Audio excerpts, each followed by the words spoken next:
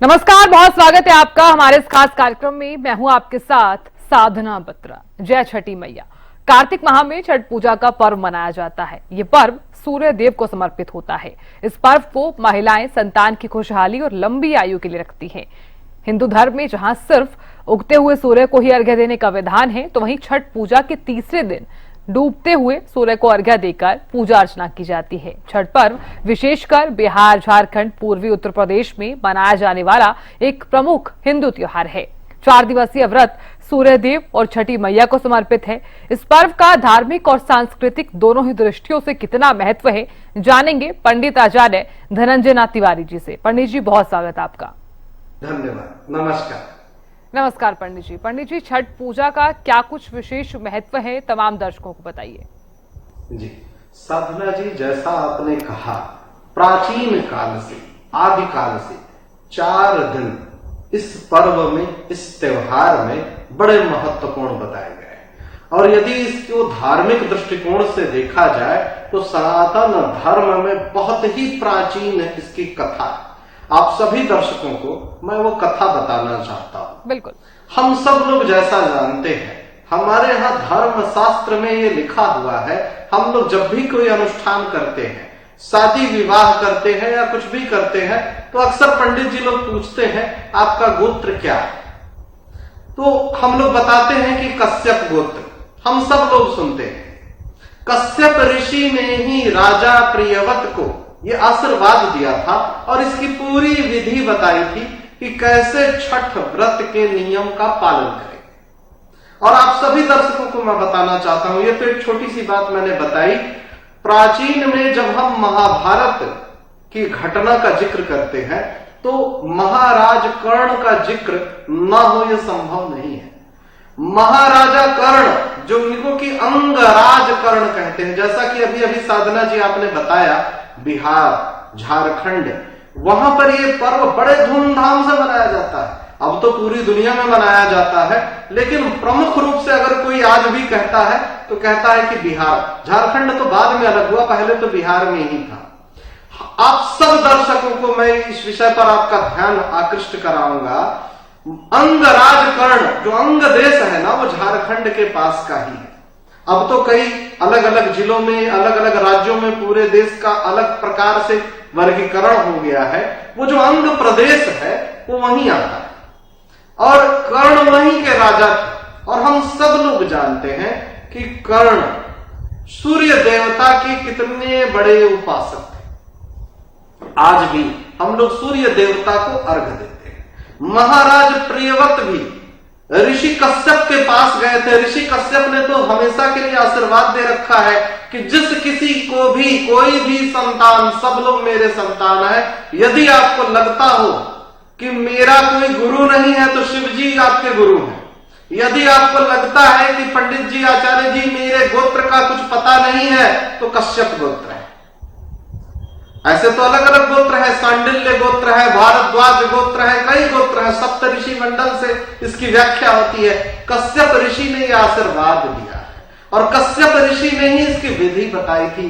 जैसा आपने साधना जी कहा ना कि 4 दिन, कार्तिक मास की शुक्ल पक्ष की षष्ठी तिथि, और यही कारण है कि इनको छठी मैया, जैसा आपने कहा ना कि जय छठी मैया, तो छठी तिथि के कारण षष्ठी माता के नाम से ये जो पर्व है ये बड़ा प्रसिद्ध हो गया। और देसी बोलचाल की भाषा में हम लोग कहने लग गए जय छठी मैया। सूर्य देवता को अर्घ्य दिया जाता है और षष्ठी माता को, ऐसा भी प्राचीन ग्रंथों में उल्लेख है कि ब्रह्मा जी की मानस पुत्री है। सूर्य देवता को अर्घ्य देने से क्या क्या होता है आप सभी दर्शकों को मैं बताता हूं। स्वास्थ्य उत्तम रहता है। आज भी जब हम योग की बात करते हैं और आयुर्वेद की बात करते हैं, ऋषि पतंजलि के योग सूत्रम की व्याख्या पढ़ते हैं, तो लिखा हुआ है, स्पष्ट रूप से ग्रंथों में लिखा हुआ है कि जो कोई भी जातक सूर्य स्नान कर ले और रोज उसके आसपास भी नहीं फटकते, सूर्य को नमस्कार करें और सूर्य को अर्घ्य दें, तो बीमारियां हो ही नहीं सकती। आयु बढ़ता है, यश बढ़ता है, कीर्ति बढ़ती है। तो ज्योतिष शास्त्र भी कहता है कि सूर्य जिनकी जिनकी जन्म कुंडली में बलवान हो जाए, नेम फेम मतलब नाम यश कीर्ति, मान सम्मान यश की वृद्धि होती है। चारों दिशाओं में नाम फैलता है, कीर्ति फैलती है। और जब तक इस धरती पर धर्म ग्रंथ रहेंगे, धर्म रहेगा, कर्ण को भगवान श्री कृष्ण जी का आशीर्वाद है, सूर्य देवता की कृपा है।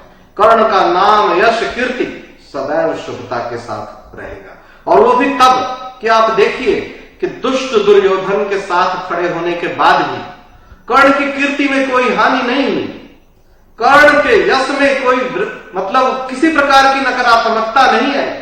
जबकि कर्ण ने युद्ध कहां लड़ा? दुष्ट दुर्योधन के साथ, उनकी सेना के सेनापति बने। सूर्य देवता की ऐसी महिमा है। और जो कोई भी सूर्य को अर्घ देता है, आयु यश कीर्ति की वृद्धि होती है। और संतान से जुड़ा ये क्यों है? क्योंकि ऋषि कश्यप जी ने वरदान दिया था महाराजा प्रियव्रत को। संतान के लिए विशेष रूप से जो कोई भी ये कहता है कि मां छठी मुझ पर कृपा करें, छठी मैया मुझ पर कृपा करें, हालांकि ये पूरे परिवार की रक्षा करती है, धन की वृद्धि करती है, यश की वृद्धि करती है, कीर्ति की वृद्धि करती है, लोग स्वस्थ रहते हैं, निरोग रहते हैं। मैं तो यहां तक कहता हूं कि आप लोग यदि न कर पाए छठ, केवल प्रसाद ग्रहण कर लीजिए।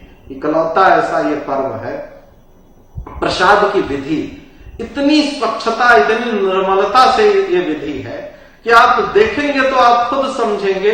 4 दिनों तक इतना कठोर, इकलौता ऐसा ये पर्व है कि इतनी लंबे व्रत की परंपरा है। इतनी लंबी परंपरा किसी में नहीं, किसी में नहीं। और एक दिन तो पूरी तरह से निर्जल व्रत रखती है। जो भी हमारी माताएं हैं, बहनें हैं, निर्जल होकर 4 दिनों में आरंभ होता है इसका। मैं आप लोगों को पूरी विधि बताता हूं, जो मेरी जानकारी में है मैं आपसे पूरी साझा करता हूं। सबसे पहले इस पर्व का आरंभ होता है नहाए खाए। यह हमारे यहाँ देसी बोलचाल की भाषा है। जैसा कि साधना जी ने बताया ना कि बिहार और झारखंड में ये जोर शोर से मनाया जाता है। तो जो हमारी भोजपुरी मिक्स करके जो भाषा होती है, जो देसी हिंदी भाषा होती है, तो उसमें स्नान करने को नहाना कहते हैं और भोजन को खाना कहते हैं। तो नहाए खाए नाम से ही ये पता लग रहा है कि ये जो विधि होनी है, नहाए खाए मतलब स्नान करना है और कुछ ग्रहण करना है। आरंभ यही से होता है। सबसे पहला दिन नहाए खाए। लेकिन आप सभी दर्शकों को मैं बताता हूं कि यह विधि आसान नहीं है। जहां तक जितना संभव स्वच्छता रखनी है, निर्मलता रखनी है, घर की साफ सफाई रखनी है। स्वच्छता निर्मलता के बाद यदि घर के आसपास कोई नदी हो, कोई प्राकृतिक जल का स्थान, वहीं पर स्नान करने की परंपरा है। अब चूंकि शहरों में नदियां दूषित हैं, तो कई जगह लोग अपनी सुविधा के अनुसार घर में ही स्नान कर लेते हैं। उसमें कोई बुराई नहीं है। स्वच्छता का ध्यान विशेष रूप से रखिए। ये नहीं सोचना है कि आचार्य जी ने तो कहा है तो अब नदी में ही जाके नहा ले और बीमार पड़ जाए, ऐसा नहीं करना है। हाँ, यदि घर के आसपास स्वच्छ जल का प्रवाह है, कहीं पर भी गंगा हो, यमुना हो, तो आप जरूर जल में स्नान करिए। स्वच्छ जल की धारा में स्नान करने का विशेष महत्व है। ऐसा नहीं करना है कि मैंने तो सुविधा के लिए कह दिया तो उसी को आप नियम मान ले और कहे नहीं घर में तो नहा सकते हैं तो हम तो घर ही में करेंगे। ऐसा नहीं करना चाहिए। मैं इसलिए कह देता हूं कि कई जातक अलग अलग परिस्थितियों में रहते हैं। बड़े बड़े शहरों में यह संभव नहीं होता है कि वो नदी के पास जाए और भीड़ बहुत हो जाती है।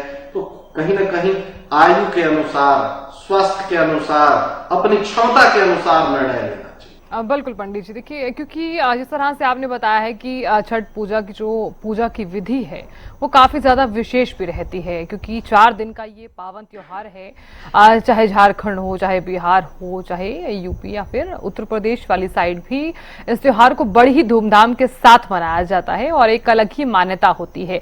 दिवाली के बाद ये त्योहार आता है और 36 घंटे तक करीब भूखा रहना एक बहुत बड़ी तपस्या भी होती है। और ये भी कहा जाता है कि छठी मैया मैया अपने तमाम जातकों पर कृपा भी जरूर करती है। ऐसे में सबसे बड़ा सवाल यहाँ पर ये उठता है कि छठ पूजा का प्रकृति से भी सीधा सीधा संबंध होता है। तो पंडित जी, मैं जानना चाहती हूँ कि भगवान सूर्य को समर्पित होता है ये त्योहार, क्योंकि बड़ी ही धूमधाम से मनाया जाता है, तो इसका प्रकृति से क्या कुछ संबंध होता है? और जिस तरह से छठ पूजा अगर की जा रही है तो किस किस भगवान की हम पूजा करने वाले हैं और नेचर की किस प्रकार से पूजा की जाएगी? देखिए साधना जी, हमारी जो धर्म और संस्कृति का जो पूरा जो प्रक्रिया का यदि हम हिस्सा देखते हैं तो सनातन धर्म पूर्णतया हमें प्राकृतिक अवस्था से जोड़ता है, हमारे जीवन को अनुशासित करता है। मैं सदैव ये कहता हूं कि सबसे प्रमुख जो हमारे व्रत की, त्योहार की जो परंपरा है ना, वो यही है, स्वच्छता, निर्मलता, स्वयं को अनुशासित करना, स्वयं को व्यवस्थित करना, स्वयं को धैर्यवान बनाना, स्वयं को ब्रह्मचर्य से युक्त करना, स्वच्छता निर्मलता के नियमों का पालन करना, अपने आप प्राकृतिक रूप में स्वच्छ, निर्मल और धार्मिक हो जाए। और जैसा आपने बताया ना कि दीपावली के समय से आप सब लोग इस पर ध्यान से गौर करिए।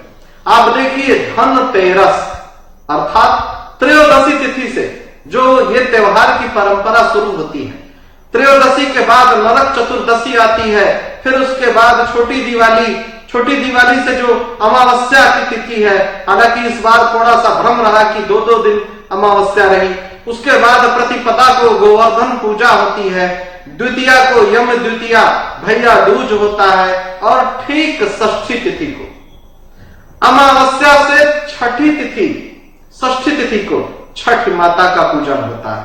और एकमात्र ऐसा त्योहार है जो 4 दिनों तक हमें स्वच्छता से, निर्मलता से, संयम, नियम, धर्म से अनुशासित करता है। और ऐसी कृपा हम पर आती है कि हम स्वस्थ रहते हैं, धनवान होते हैं, संतान से, पुत्र से, परिवार से खुशहाल होते हैं, और प्राकृतिक रूप में हमारा स्वास्थ्य उत्तम रहता है। सूर्य की किरणें हम पर पड़े। आप देखिए एकमात्र ऐसा त्योहार है, कभी भी धार्मिक संदर्भों में हम लोग अक्सर ऐसा ही पाते हैं कि डूबते हुए सूर्य को कौन प्रणाम करता? एकमात्र ऐसा त्योहार है कि जिसमें हम आरंभ ही करते हैं सूर्यास्त के समय सूर्य देवता को अर्घ देने से, और इस पर्व को जब हम समापन की तरफ ले जाते हैं तो सूर्योदय के समय जब सूर्य देवता लालिमा से युक्त रहते हैं, तब हम अंतिम अर्घ सूर्य देवता को देते हैं। सूर्य देवता को अर्घ देना मात्र ये इस विधि का हिस्सा नहीं है, इसके साथ साथ जैसे खरना में जब हम त्योहार के लिए, जब व्रत के लिए जब सामग्री बनाते हैं, पूड़ी बनती है, एक विशेष प्रकार का फलाहार, एक विशेष प्रकार का प्रसाद बनता है, जिसको वहां की लोकल बोलचाल की भाषा में ठेकुआ कहते हैं। गुड़ से बनाया जाता है और बड़ा ही मीठा, बड़ा ही स्वादिष्ट होता है। उससे भोग लगाते हैं। खीर बनती है, जो खरना का प्रसाद होता है साधना जी। वैसे भी हम लोग भोजन करने के लिए जब जाते हैं, उस प्रसाद को पाने के लिए जाते हैं, तो उस स्वाद की कोई तुलना नहीं हो सकती, बिल्कुल ही अलग होता है वो स्वाद। और जगह जगह जहां कहीं भी छठ पूजा होती है तो सभी लोग एक दूसरे को उस प्रसाद को ग्रहण करने के लिए निमंत्रित करते हैं, आमंत्रित करते हैं, और इसी बहाने हम अपनी नदियों से, अपनी जीवन शैली से, अपने धर्म संस्कृति से जुड़ते हैं, सूर्य देवता की व्यवस्था से जुड़ते हैं, नियम अनुशासन से जुड़ते हैं। हमारा स्वास्थ्य उत्तम रहता है और धर्म से जुड़ने के बाद निश्चित रूप से हम धनवान होते हैं। बिल्कुल पंडित जी देखिए, क्योंकि नहाए खाए के साथ पहले दिन की शुरुआत होती है और दूसरा दिन खरना होता है और तीसरा दिन डूबते हुए सूर्य को अर्घ्य दिया जाता है और चौथा दिन ये होता है कि उगते हुए सूर्य को अर्घ्य देकर व्रत का पारण भी किया जाता है, यानी कि समापन किया जाता है।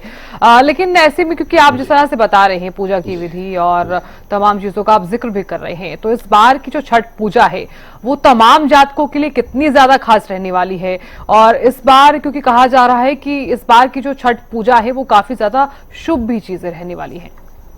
जी, आपने साधना जी बड़ा ही ये अच्छी बात सभी दर्शकों को बताई है और आपकी बात में ही मैं ये बात जोड़ देता हूं। इस बार की जो छठ है वो बहुत ही शुभ रहने वाली है। इस प्रकार के छठ पूजा की प्रक्रिया बहुत मतलब मैं आप सभी दर्शकों से ये कहना चाहता हूं कि इतना महत्वपूर्ण है। कई बार ऐसा हो जाता है कि लोग अज्ञानतावश, अब जैसा कि इस बार दिवाली में ही हुआ, कई लोग भयभीत हो गए कि कहीं ऐसा तो नहीं आचार्य जी इस बार की अमावस्या बड़ा अलग हो। नवरात्रि को लेकर के ये एक मिथ्या फैल गया था कि इस बार मां भगवती का आगमन शुभ नहीं है। लोग डर गए। अब आप जरा सोचिए साधना जी कि मां क्या अपने बच्चों के लिए अशुभ भी हो सकती है? कैसी बातें लोग फैला देते हैं कि इस बार नवरात्रि शुभ नहीं है। बिल्कुल, संशय जो है वो अक्सर हम देखते हैं। छठ बिल्कुल बहुत ही सुंदर, बिल्कुल तमाम तरह के जो संशय हैं और आप तमाम जो कह रही है ना, बिल्कुल ये मिथ भ्रम है। हाँ बिल्कुल बिल्कुल। हाँ। जी, कभी भी इस तरह की अफवाहों पर ध्यान नहीं देना चाहिए। देखिए, ज्योतिष हमारा मार्गदर्शन करता है। भयभीत कराने के लिए धर्म ग्रंथ नहीं है, डराने के लिए धर्म नहीं है कि आप डर जाइए कि इस बार का छठ तो पता नहीं कैसा हो। ज्योतिष बिल्कुल अलग है और धर्म की पूजा पाठ की प्रक्रिया बिल्कुल अलग है। और नवरात्रि कभी अशुभ हो सकती है क्या? मां का आगमन कभी अशुभ हो सकता है क्या? छठ माता को भी हम लोग ना छठ माता कहते हैं। तो ये तो कभी मस्तिष्क में लाना ही नहीं है। हमेशा मां की कृपा बच्चों पर रहती, हमेशा रहती। और सूर्य देवता ऐसी कृपा करते हैं कि यश देते हैं, कीर्ति देते हैं, मान सम्मान देते हैं। मैं ज्योतिष शास्त्र से जुड़ा हुआ हूं और हम लोग तो जब ग्रहों के रूप में भी सूर्य को देखते हैं तो हम बताते हैं कि तुम्हारा आत्मबल मजबूत होगा। सूर्य को जैमिनी ऋषि कहते हैं कि यदि जैमिनी ज्योतिष पद्धति को माना जाए तो सूर्य आत्मा का कारक है। ठीक उसी प्रकार से जैसे कि चंद्रमा को हम लोग मानते हैं कि चंद्रमा मां की कारक है और चंद्रमा हृदय का कारक है। जिन जिन जातकों की जन्म कुंडली में सूर्य निर्बल है, आप सबको सूर्य को अर्घ देना चाहिए और सूर्योदय के समय सूर्य देवता के दर्शन करने चाहिए, सूर्य को नमस्कार करना चाहिए। और हमारे यहां तो योग में, आयुर्वेद में, ज्योतिष शास्त्र में, वास्तु शास्त्र में भी सूर्य का विशेष महत्व है। जिस घर में सूर्य की रोशनी नहीं आती है वैसे ही वो घर मनहूस हो जाता है। जहां अंधेरा ही रहता हो तो वहां शुभता कैसे हो सकती? वहां शुभता नहीं हो सकती। सूर्य की पूजा हमेशा से महत्वपूर्ण मानी गई और केवल ये भारतीय जीवन शैली में नहीं है। आप मिस्र में देखिए, यूनान में देखिए, पूरी दुनिया में सूर्य की पूजा का विधान, पूरी दुनिया में। और भिन्न भिन्न धर्मों में सूर्य का नाम भले ही अलग अलग है, वहां की बोलचाल की भाषा में अलग है, सूर्य के पूजन का विधान हमेशा से रहा। और पूरी धरती पर दो ही प्रक्रियाएं हैं, दो ही परंपराएं हैं धर्म की स्थापना में, सूर्य और चंद्रमा। या तो चंद्रमा को मानते हैं, चंद्रमा के आधार पर आप देखिए पूरा इस्लाम ईद मनाता। चंद्रमा के आधार पर सनातन धर्म में हम पंचमी, अमावस्या, पूर्णिमा मनाते हैं। और या तो फिर हम सूर्य से, जो हम कहते हैं ना साधना जी की वेस्टर्न कल्चर, वेस्टर्न पद्धति में हम एस्ट्रोलॉजी भी करते हैं, तो हम लोग कहते हैं डेट ऑफ बर्थ, तो वो सूर्य के आधार पर है। सूर्य जिस राशि में उदित होते हैं उसी को वो लोग अपनी राशि बताते हैं। हम लोग सनातन धर्म में चंद्रमा जिस राशि में उदित होते हैं उनको अपनी राशि बताते हैं और चंद्रमा जिस नक्षत्र में होकर के गुजर रहे हैं उनको हम अपने जन्म का नक्षत्र बताते हैं। ठीक इसके विपरीत यूरोप में या जो पश्चिमी सभ्यता में जो ज्योतिष होती है उसमें सूर्य जिस राशि में होते हैं उन्हीं को वो राशि बताते हैं, जो कि जन्म तिथि के आधार पर अंग्रेजी महीनों में होता है। हम लोग हिंदी महीने से चलते हैं। हमारे यहां चैत, बैसाख, सावन, भादो, आषाढ़, ठीक उसी प्रकार से कार्तिक मास की शुक्ल पक्ष की षष्ठी तिथि को ही हम छठी माता के पूजन के विधान को संपन्न करते हैं। और अंतिम जो हम अर्घ देते हैं सूर्योदय के समय, जब सूर्य देवता लालिमा से युक्त रहते हैं उस समय देते हैं। बिल्कुल पंडित जी, क्योंकि देखिए छठ पूजा के इस विशेष अवसर पर जिस तरह से आप भी जानते हैं कि प्रकृति की पूजा की जाती है, सूर्य को अर्घ्य दिया जाता है, सूर्य और चंद्रमा दोनों की ही पूजा की जाती है। और ऐसे में सिर्फ छठ पूजा के ही अवसर पर नहीं बल्कि हमें तो सूर्य और चंद्रमा की पूजा हमेशा करनी भी चाहिए। पंडित जी, अब यहाँ पर तमाम जातकों को आप ये बताइए, क्योंकि जो आखिरी अर्घ्य दिया जाता है यानी कि जब आखिरी दिन होता है, चौथा दिन होता है, जब 36 घंटे की जो तपस्या रहती है, तमाम जातक करते हैं वो तपस्या, उस आखिरी दिन का कितना विशेष महत्व रहता है? साधना जी, जो अंतिम अर्घ है, जब हम समापन पे जाते हैं, पूर्णाहुति पे जाते हैं, तो हम बहुत विशेष रूप से सूर्य देवता की पूजन करते हैं। हम सब लोग देखते हैं, कई लोग दूध से अर्घ देते हैं, कई लोग गंगा जल लेकर के रखते हैं, अलग अलग स्थान पे करते हैं। चूंकि कई बार असुविधा के कारण, अपनी अपनी परिस्थितियों के कारण, कई परिवार घर में ही छत पर जल के प्रवाह को बनाते हैं, अलग से घेर करके जल इकट्ठा करते हैं। क्योंकि एक प्राचीन परंपरा रही है साधना जी, एक कमर तक जल में लोग प्रवेश करके जल में ही खड़े होकर के जो सूप होता है उसी में फल फूल सब कुछ रख करके, दीपक जला करके, नारियल रख करके और सूर्य देवता को यूं अर्घ देते हैं। तो कई बार यह संभव नहीं हो पाता कि नदी पास नहीं होती है तो वो व्यवस्था नहीं बन पाती, तो लोग छत पर ही वो व्यवस्था कर लेते हैं। ऐसी परिस्थिति में मैंने देखा है कि अंतिम जब समापन की प्रक्रिया करते हैं तो उसके बाद वो प्रसाद वितरण होता है। अब लगातार, जैसा कि आपने बताया ना, कि 4 दिनों का पूरा पूजन का ये प्रक्रिया हो रहा है। समापन के समय में शरीर भी बिल्कुल अलग अवस्था में होता है, मन भी बिल्कुल अलग अवस्था में होता है, और पूर्णाहुति के बाद बिल्कुल ही भाव अलग हो जाता है। अपने आप में ही सनातन धर्म की ये जो परंपरा है व्यक्ति को पूरी तरह से बदल देती है। प्रसाद स्वयं ग्रहण करना चाहिए सबसे पहले, और उसके बाद अपने घर परिवार, इष्ट मित्र, बंधु बांधव, और जब भी कभी आप सूर्य देवता को अर्घ दें, क्योंकि मन में ये भाव रहता है। आप देखिएगा, जब पहला अर्घ देते हैं, संध्या के समय देते हैं, जाहिर सी बात है वो पश्चिम दिशा में होता है। ये इकलौता ऐसा धर्म है साधना जी कि हम लोग सूर्य देवता को भी महत्व देते हैं और चंद्रमा को भी महत्व देते हैं। हमारे यहाँ पूर्णिमा भी महत्वपूर्ण है, हमारे यहाँ अमावस्या भी महत्वपूर्ण है। बाकी के धर्मों में आप देखेंगे कि केवल या तो चांद के हिसाब से, और या तो जैसे यूनान में, रोम में, कई देशों में है कि केवल सूर्य के हिसाब से। हम इकलौते ऐसी धार्मिक परंपरा से हैं कि हम निराकार को भी मानते हैं, साकार को भी मानते हैं, सूर्य को भी मानते हैं, चंद्रमा को भी मानते हैं। हमारे यहां तो वेद कहता है कि पृथ्वी देवता, हम पृथ्वी को भी मां की तरह मानते हैं।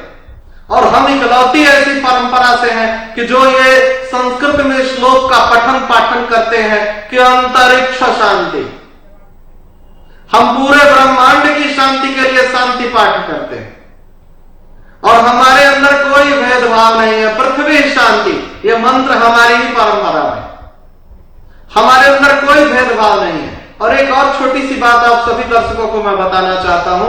कई जातक मुझसे पूछते हैं साधना जी कि क्या ये व्रत केवल महिलाएं करती हैं? ऐसा नहीं है। इसीलिए मैंने आरंभ में ही आप सभी जातकों को कहा कि ऋषि कश्यप ने महाराज प्रियव्रत को बताया था, यह विधि उन्हीं को बताई थी। और स्मशान घाट के पास बड़े दुखी थे, वो बड़े दुखी थे। राजा प्रियव्रत पुरुष थे ना, तो ऐसा नहीं है कि ये केवल महिलाएं ही कर सकती हैं, पुरुष भी कर सकते हैं। कर्ण तो पुरुष थे ना, कर्ण सूर्य देवता की हमेशा उपासना करते थे, कर्ण तो स्त्री नहीं थे। तो आप लोग इस भ्रम में नहीं रहिएगा। हाँ, क्योंकि संतान से जुड़ने के बाद क्या होता है, मां तो मां है ना, मां हमेशा से ये चाहती है। जैसे हमारे यहाँ कई ऐसे व्रत हैं, अनुष्ठान है, तो कई लोग मुझसे ये तर्क करते हैं साधना जी कि हिंदू धर्म में, सनातन धर्म में तो केवल बेटा के लिए है सब कुछ, बेटियों के लिए तो कुछ है ही नहीं। अरे आप कैसी बात करते हैं? हम इकलौती ऐसी सनातन परंपरा से हैं कि हम अपनी बेटियों के लिए स्वयंवर करते थे और कहते थे हमारी बेटी जिसको निमंत्रण देगी उसको हम सबको उसके समक्ष प्रस्तुत कर देंगे, खड़ा कर देंगे और कहेंगे बेटी अपना वर चुन लो, जिसको तुम वरण करोगी, जिसके गले में तुम वरमाला डाल दोगी, वही तुम्हारा स्वयंवर मतलब स्वयं वर का चयन। तो हमारे यहां बेटी बेटा में भेदभाव नहीं है, अंतिम संस्कार को लेकर के भी नहीं है, किसी भी पूजा पाठ धर्म कर्म किसी विधि को लेकर के नहीं है, बिल्कुल नहीं है। संतान का अर्थ न बेटा न बेटी, संतान मतलब संतान होता, संतान मतलब बेटा या बेटी नहीं होता। तो ये भ्रम आप लोग मस्तिष्क से हटा दीजिए, बिल्कुल नहीं है ऐसा। और ये पुरुष कर सकते हैं, स्त्री नहीं कर सकती, या स्त्री कर सकते हैं पुरुष नहीं, ऐसा कुछ भी नहीं है। जिसके घर में जो सुविधा हो सके, यदि दोनों लोग कर ले तो दोनों लोग कर ले, ऐसा कुछ भी नहीं है कि केवल महिलाएं कर सकती हैं।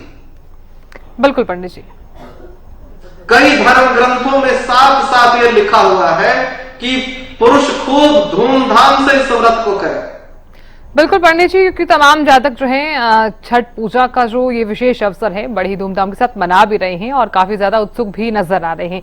चाहे हम बिहार की बात कर ले, चाहे हम झारखंड की बात कर ले, तमाम जगहों पर बड़ी धूमधाम के साथ ये पर्व मनाया भी जा रहा है। बहुत बहुत शुक्रिया हमारे साथ जुड़ने के लिए पंडित जी, और तमाम जातकों को बताने के लिए कि इस बार की ये छठ पूजा कितनी ज्यादा खास रहने वाली है। फिलहाल के लिए इस खास कार्यक्रम में इतना ही। नमस्कार।